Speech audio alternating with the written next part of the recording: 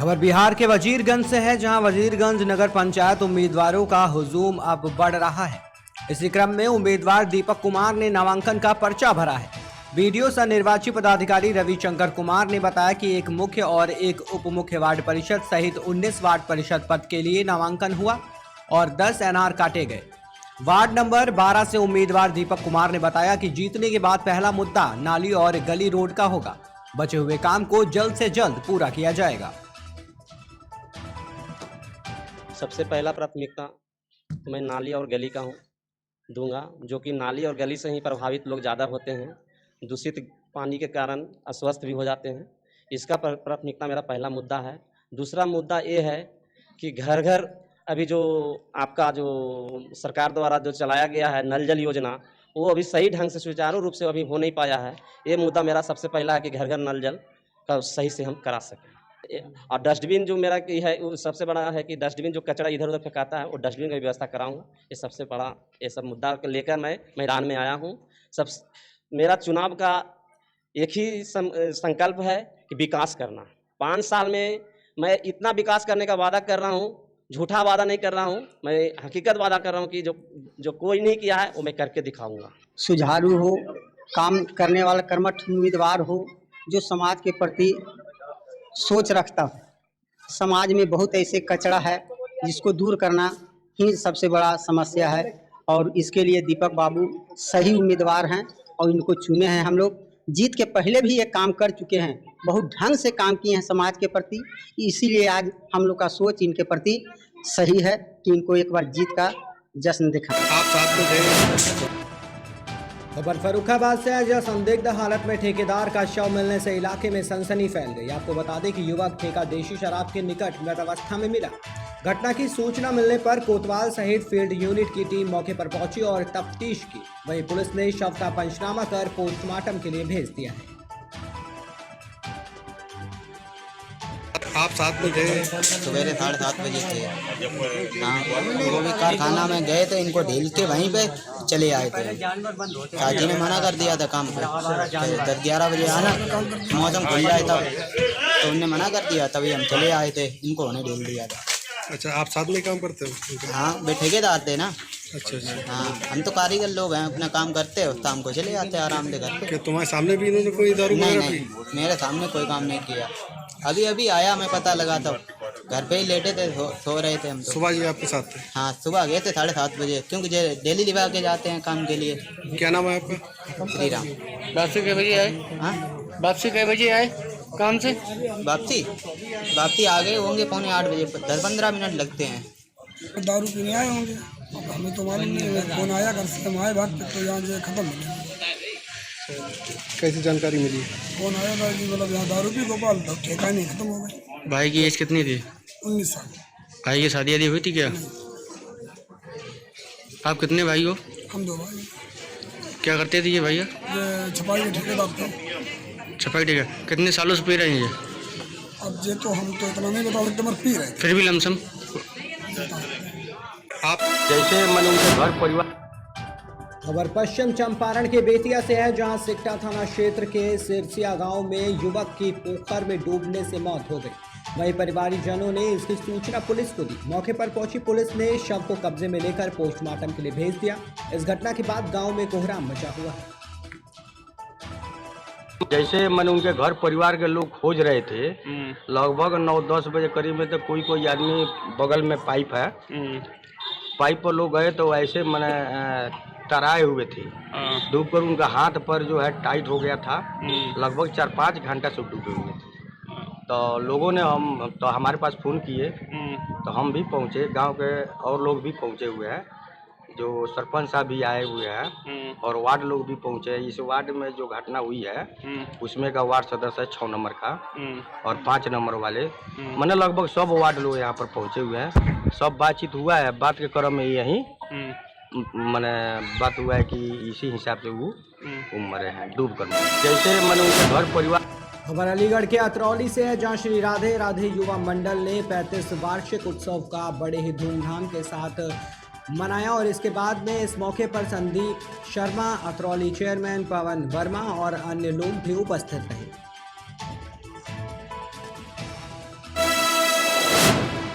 रीवा के civil line police ने एक ऐसे युवक को गिरफ्तार किया है जिसके द्वारा फर्जी दस्तावेज तैयार कर नौकरी दिलाने का फर्जीवाड़ा किया जा रहा था। युवक ने रीवा कलेक्टर के नाम पर अपने भाई की ज्वाइनिंग के लिए फोन किया था, जिसकी शिकायत रीवा कलेक्टर से की गई थी, जिसके बाद युवक के फर्जीवाड़े का पर्दाफाश हो गया और उसे गिरफ्तार कर लिया गया। वहीं आरोपी के खिलाफ पहले भी इसी तरह के फर्जीवाड़े का मामला चुरहटा और सामान थाने में दर्ज है। फिलहाल पुलिस पकड़े गए आरोपी से पूछताछ कर रही है। कंप्यूटर ऑपरेटर्स की नियुक्तियां की जाना है। इसके संबंध में एक नीलेश कुमार द्विवेदी हैं जो गोंदियारा इलाहाबाद के रहने वाले हैं। इनने जो ई कॉन्स के वरिष्ठ सलाहकार हैं कमलेश सेन, भोपाल बैठते हैं, इनको इनने फ़ोन लगाया और डीएम रीवा का प्रतिरूपण करके और उनकी आवाज़ में उनको एक अपने भाई के लिए सिफारिश उनके पास की। लेकिन वो सेन साहब डीएम साहब की आवाज़ से परिचित थे। उन्हें ये लगा कि ये फर्जी कोई बोगस व्यक्ति है जो फर्जी नाम से कर रहा है। उनने उसको टाइम दे के दोबारा फ़ोन करने के लिए कहा। दोबारा जब फ़ोन हुआ तो उसने उनकी फ़ोन की रिकॉर्डिंग की और उनका विस्तृत कलेक्शन करने के बाद, उनका संग्रहण करने के बाद वो डीएम साहब से बातचीत भी की, तो ये पता चला कि ये गलत जानकारी उनको दे रहा है। इसके बाद वो पूरा मैटर उनने वहाँ पत्र भेज करके यहाँ भेजा। उस व्यक्ति के मोबाइल नंबर से उसका पता लगाया गया। नीलेश जो है उसको गिरफ्तार किया गया है। सिविल 16 खबर मध्य प्रदेश के रीवा से है, जहां आए दिन मर्डर, बलात्कार और लूट जैसी घटनाएं सामने आती रहती हैं। आपको बता दें, अपने दोस्त के साथ मंदिर आई एक किशोरी के साथ आधा दर्जन आरोपियों ने दुष्कर्म की बड़ी वारदात को अंजाम दे दिया। आरोपियों ने मंदिर के पीछे किशोरी को बंधक बनाकर गैंगरेप किया। घटना को अंजाम देकर आरोपी फरार हो गए। सूचना मिलते ही पुलिस मौके पर पहुंची। पुलिस अब इस घटना की जांच में जुट गई है। पूरी घटना नईगढ़ी थाने के अष्टभुजी माता मंदिर की बताई जा रही है। कल 16 की घटना है, ये 16/9 की। इसमें एक जो बच्ची है अपने मित्र के साथ में नईगढ़ी क्षेत्र के अंदर जो हिंदू माता मंदिर है, अष्टभुजी माता मंदिर, अष्टभुजी माता मंदिर के पीछे जो जंगल लगा हुआ है वहाँ पे गई थी और कुछ शरारती तत्व वहाँ पहले से मौजूद थे। उन लोगों ने इससे साथ छेड़छाड़ किया और फिर पकड़ के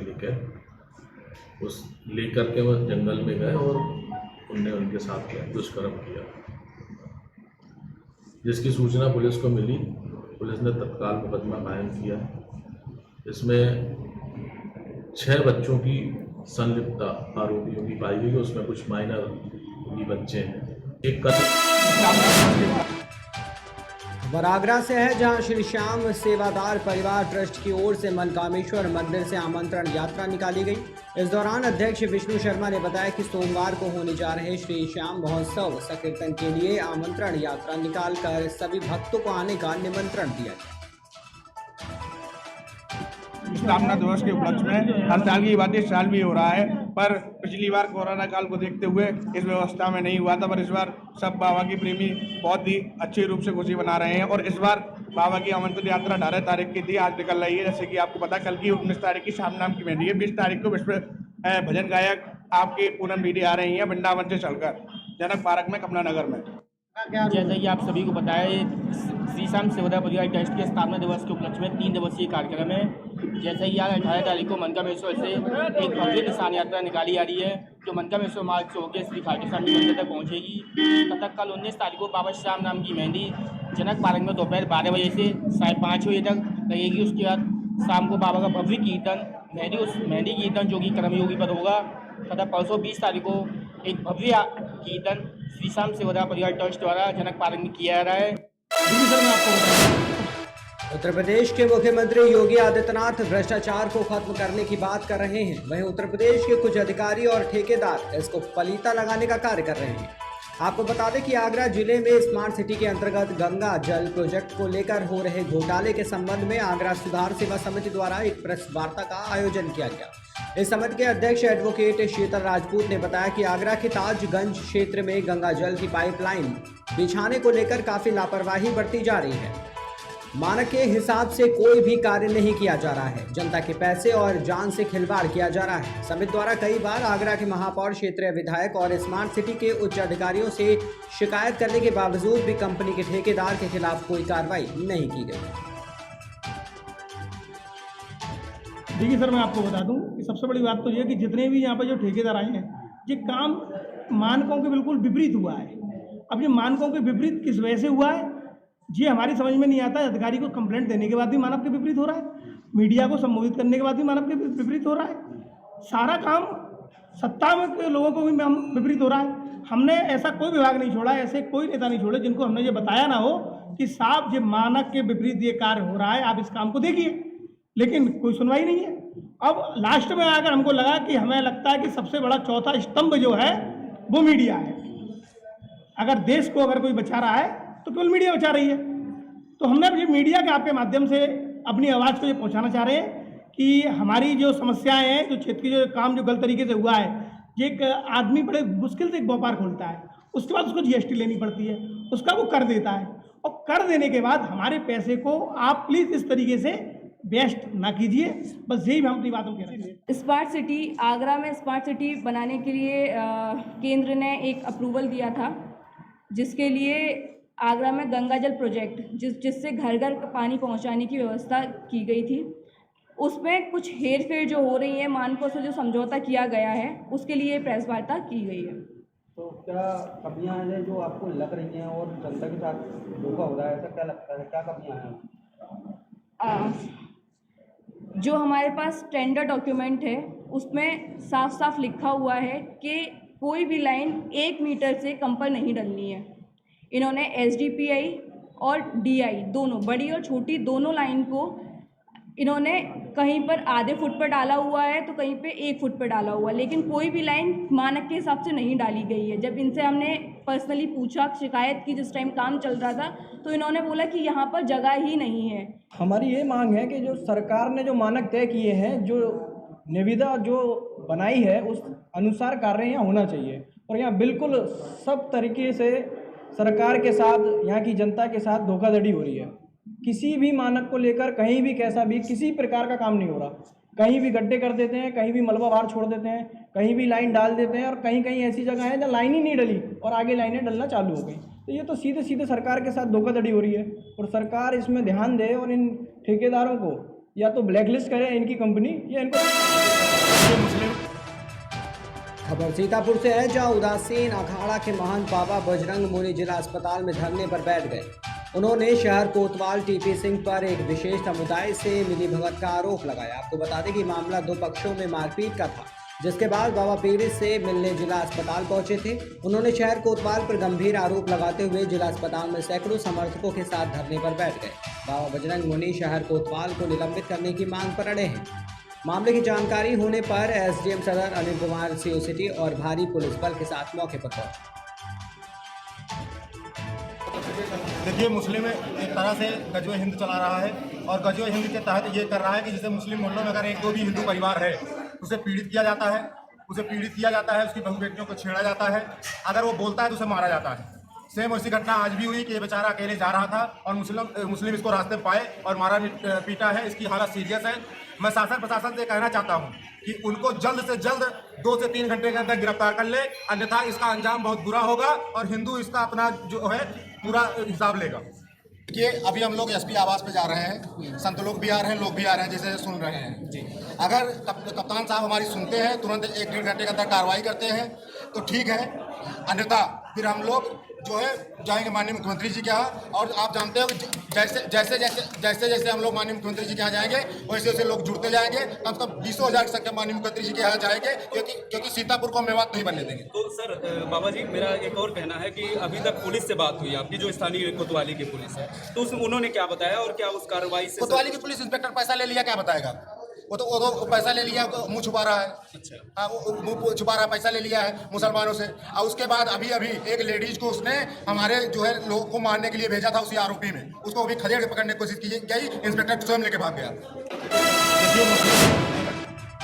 खबर बहराइच से है, जहां प्रधानमंत्री के जन्मदिन के शुभ अवसर पर ब्लॉक महसी के ब्लॉक परिसर में स्वास्थ्य मेले का आयोजन किया गया और विधायक महसी ने फीता काटकर मेले का उद्घाटन किया। साथ ही स्वास्थ्य विभाग और अन्य विभागों द्वारा लगाए गए स्टॉल को देखा गया और सभी क्षेत्रवासियों को सरकार द्वारा चलाई जा रही योजनाओं का लाभ उठाने का भी संदेश दिया गया।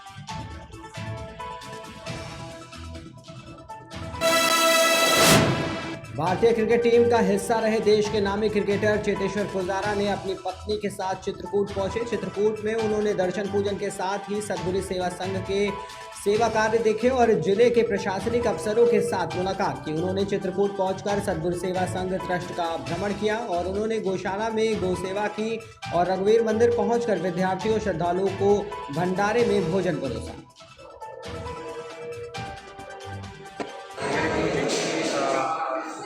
इच्छा रही थी कि मैं यहाँ पर आऊँ और कुछ मानव सेवा का कार्य करूँ और यहाँ पर आज वो कार्य करके बहुत ही खुशी मिली। उनकी प्रेरणा से आगे जाके भी हमारे देश में अगर लोगों की सेवा कर सके, मैं सोशल सर्विस में अपना जो कंट्रीब्यूशन कहीं पर भी दे सकता हूँ, वहाँ पर देने की पूरी कोशिश करूँ। सर, देखते हुए आप महानवरों को देखे होंगे, देखिए कमी की बात ये एक धार्मिक स्थान है, यहाँ पर आके भगवान को याद किया जाता है, यहाँ पर कमी नहीं होनी चाहिए। एक बहुत ही महत्व है ये जगह का। अगर हम पिछले भगवान राम की अगर बात करें तो बहुत ही सालों की उनकी यहाँ पर वन में तपस्या रही थी, तो एक धार्मिक भूमि है और यहाँ पर आके बहुत ही अच्छे जो ऑरा है, यहाँ पर एक अलग ही फील है। यहाँ पर आके भगवान के करीब आगे वैसा लगता है। खबर सोनभद्र से है, जहां अनियंत्रित रोडवेज बस ने बाइक सवार को टक्कर मार दी। हादसे में बाइक सवार महिला सहित 2 लोग गंभीर रूप से घायल हो गए। घायलों की अभी तक पहचान नहीं हो पाई है। वहीं स्थानीय लोगों ने घायलों को संयुक्त चिकित्सालय डिबुलगंज भेज दिया है। पूरी घटना अनपरा थाना क्षेत्र के वाराणसी शक्तिनगर मुख्य मार्ग की है।